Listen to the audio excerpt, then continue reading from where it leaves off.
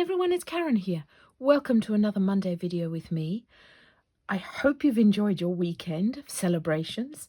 I hope you've had some downtime. I hope you've had some fun with your friends, just like these gorgeous little dancing fairies. So the theme for the Creative Challenge this month is celebration.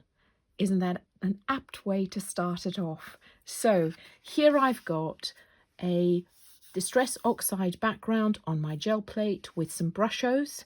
I'm using orange, sunburst lemon, white and turquoise in Brushos. My stamping I have done with Twilight. And then I've got these lovely dangly bits in Cheerful, in both in VersaFine Clair. And as I said, my background on my gel plate is using Blueprint Sketch in Distress Oxides. As always, I'm using multifarious cardstock, which is 330 GSM. It's a really smooth card, and it takes the water that we're going to throw at it with the Brushos really well. The stamps that I'm going to be using here, as I've said, these gorgeous fairies are called Dancing Till Dawn. Then I've got Tree of Courage and Tree of Hope on either side. I've also got one of the stamps from a 2-stamp set, Winter Berries, and then stamp of Elora set. So we will get started. I'm using the Boblong gel plate. So that is the Oblong gel plate. I've got my brayer to start. And the first thing that I'm going to do is take my Distress Oxide and I'm going to ink up my brayer. So when I'm inking up my brayer, I will pull it, roll it, pick it up. So that way I'm getting an even coverage of my brayer and it's not sort of sticking in the same place. That being said, I've just re-inked my plates, my ink pads, so it's a bit thicker in the middle, but that's okay. So we're going to take it and apply it onto the gel plate. And I'm going to, again, roll it, lift it up, roll it, lift it up. That way, you're going to get a lovely even coverage. There are no bubbles, there are no marks. I'm then going to take off the excess of my brayer. And I'm going to store my brayer this way up. I always do that so that I don't get any dents and marks in the top of my brayer. I'm using 2 fan brushes. I like to keep 1 fan brush just for the white Brushos. That way it's going to always stay crisp, clean. It's not going to contaminate my Brushos. But you know what? That's only a recent thing. So if you want to use the same one, just make sure you wash it off really well. I work with 2 water pots next to me, one for light colours and one for dark colours.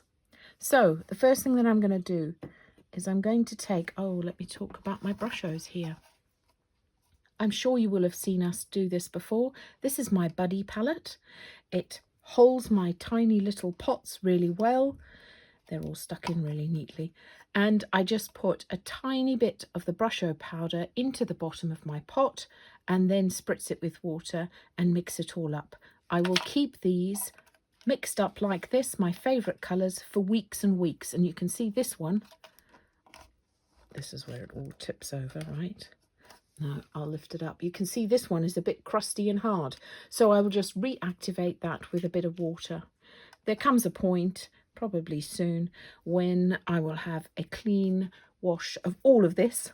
And you can see what I've done here is just put the labels of the names of my brushes so I remember my favourite colours and where they are. So that's them all mixed up. And I'm just going to pop my fan brush into the lemon. And I'm just going to take a ruler and I'm going to tap it. You could tap it with your finger, but I prefer to do it with my ruler because then I get, it's more consistent. Right, so you can see I went in a bit of a sort of wavy line there across the centre of my plate. And then I'm going to pick up orange, again dabbing my fan brush straight into my little pot. taking the first big blobs off because I just want a tiny bit of this to pop throughout my design.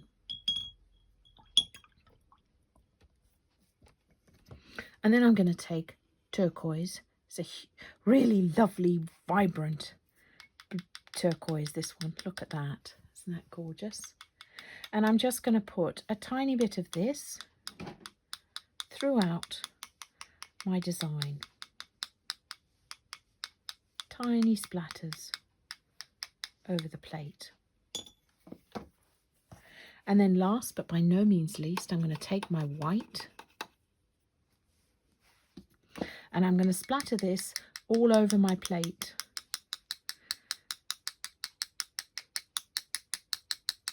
All over the other colours as well. There we have it. And now I'm just going to take my piece of card and pop it over the top. This is the best bit. So satisfying, this. Actually, you never know what you're going to get. If you put too many Brushos on, you could land up with a smushy mess and not enough. Oh, I think that's going to be beautiful. It looks a bit dark at the moment, but when it dries, I think that's going to be lovely.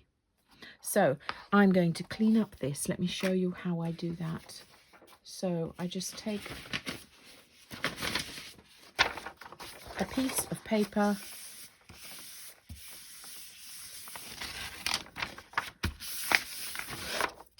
and clean it up like that. And then I will store it in its clamshell. Sometimes I will make several of these and then I will clean off the surface with some hand sanitizer and some kitchen cloth.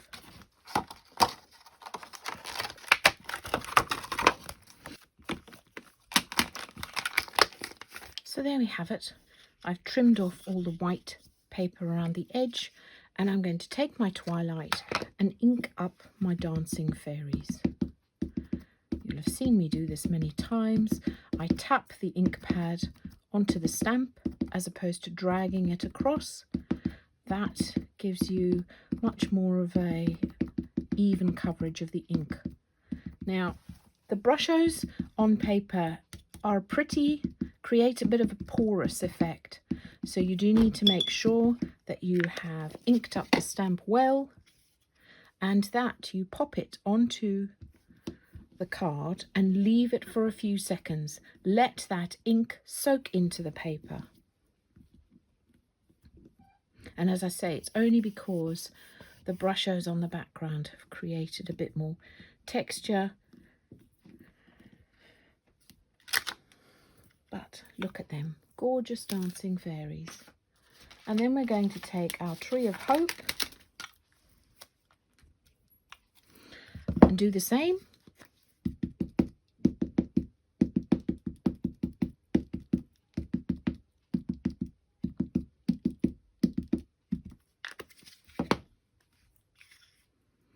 And I'm going to put the roots of this in the card. I know the tree extends beyond the card, but you'll see how we create these branches coming into it at the end. There we go. I'm going to stamp the other tree.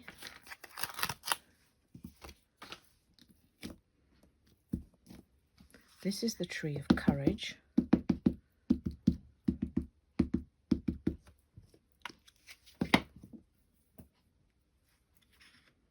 Again, I'm going to put the root into the frame and the extra branches. It's fine if they are outside of it, because what we're going to do now is we're going to bring those branches into the center. So I'm going to re-ink just the top part of that tree.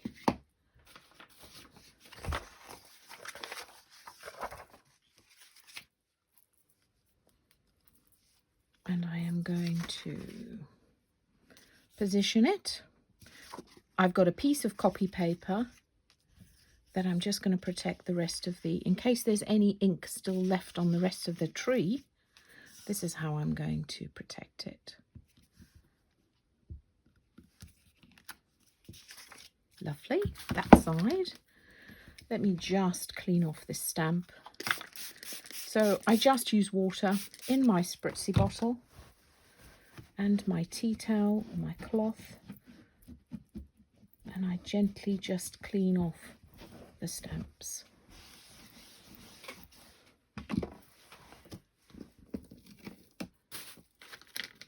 And I'm going to go back to the previous Tree of Hope. And again, just do the branches there. Still holding on to my piece of paper. I'm just going to get these few tiny pieces in there. Lovely.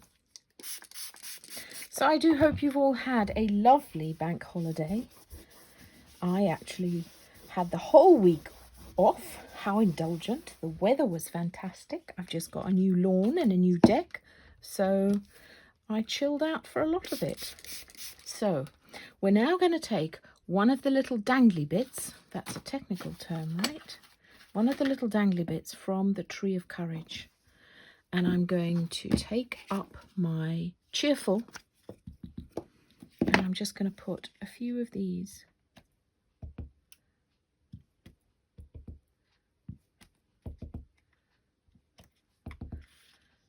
in and around the design.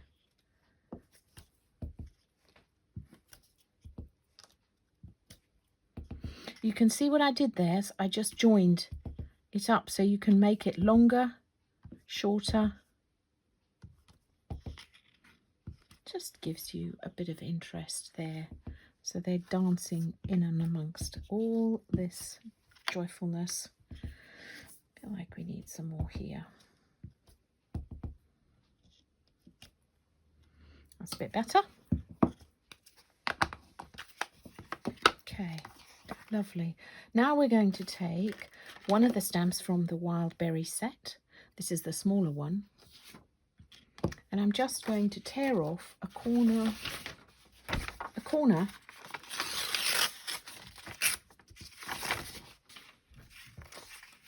there. And we're just going to use that as a mask. Doesn't have to be too perfect.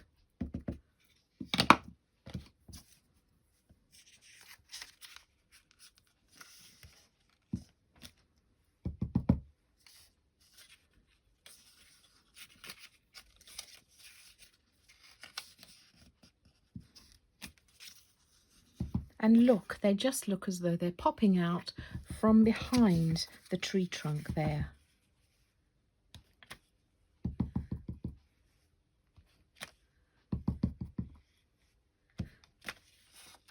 Love it. Now you can carry on with that stamp if you like, but I quite like this one, which is from the Flora set.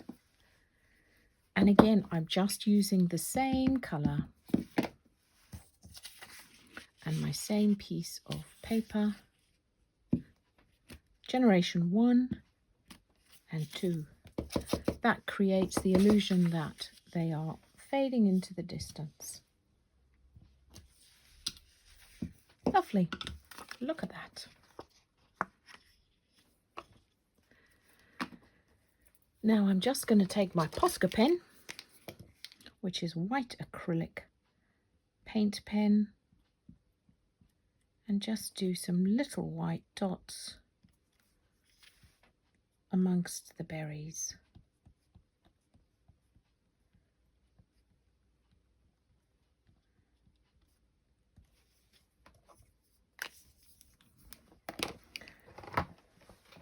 And then I'm going to take my smoothie with my Distress Oxides, my Blueprint sketch, and I am going to circular motion here. I'm just moving this around the edge of the card to create a frame.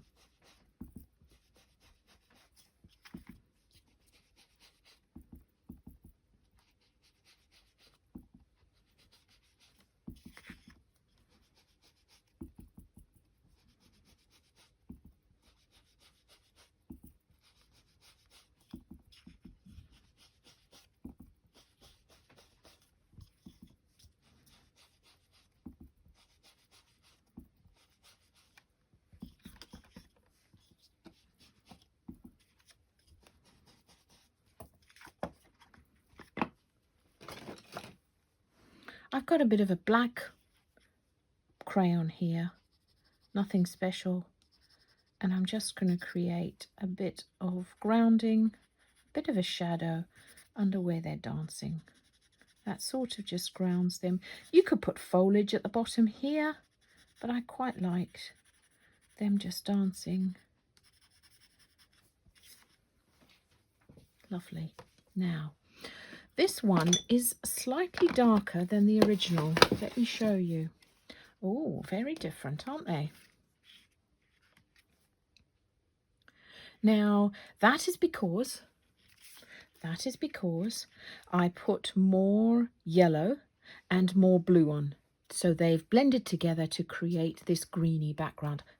It's not unpleasant at all. I really quite like it, but very different from here. So this one you would put far less brushos onto the background. That's the only difference. Exactly the same colours, etc.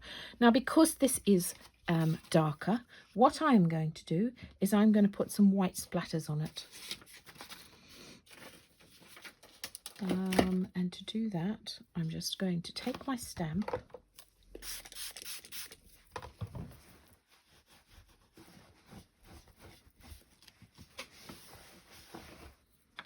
making sure it's clean. That's all I was going to do. And I'm going to pop it over where I stamped. Take my white Posca pen and my ruler, and I'm just going to splatter my background with the white.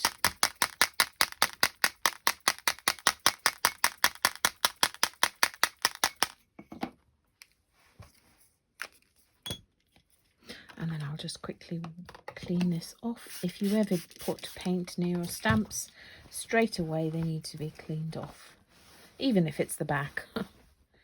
Okay, so there you have Celebration. I would love to see what you make. Please tag me so I don't miss them. Thanks so much for watching, and I'll be back again soon. Bye for now.